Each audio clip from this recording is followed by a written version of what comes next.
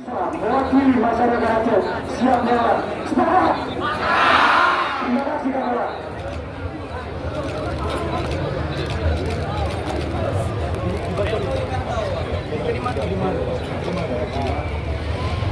Kami terima pimpinan. Untuk diambil langkah selanjutnya kita serahkan keputusan bersama Gubernur Aceh. Oke?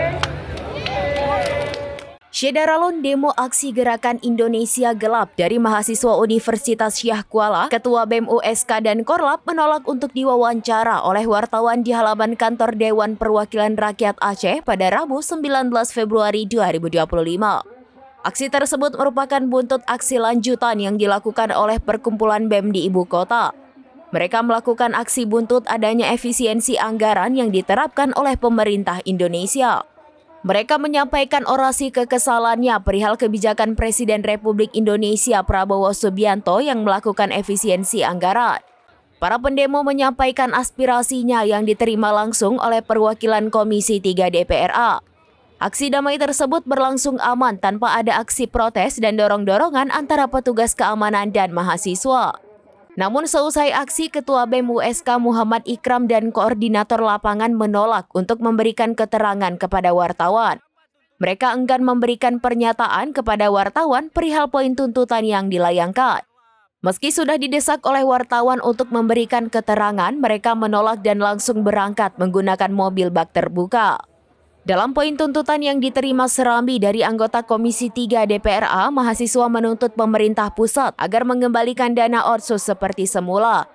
Mereka juga menuntut DPRA untuk mengawal realisasi anggaran otsus dan transparansi anggaran di seluruh sektor. Selain menuntut pemerintah pusat untuk melakukan evaluasi terhadap Inpres nomor 1 tahun 2025 perihal efisiensi anggaran, mereka menuntut DPR RI untuk mengevaluasi dan mengawasi program makan bergizi gratis agar tepat sasaran dan tidak membebani keuangan negara. Terakhir, para pendemo menuntut pemerintah melalui DPRA untuk menjadikan pendidikan dan kesehatan sebagai prioritas utama sebagaimana yang diamanatkan dalam konstitusi. Sementara itu, Kapolresta Banda Aceh, Kombes Fahmi Irwan Ramli mengatakan pihaknya mengerahkan 600 personel untuk mengamankan jalannya aksi. Tuntutan para pendemo, kata Fahmi, sudah diterima oleh perwakilan DPRA yang nantinya akan diserahkan ke pimpinan untuk diteruskan ke pemerintah pusat. Alhamdulillah dari siang tadi sampai sore hari ini aksi berjalan dengan baik, tidak ada konflik. Saya harapkan inilah menyampaikan aspirasi dengan cara-cara yang baik dan bijaksana. Dari Banda Aceh, Indra Wijaya, serambinews.com.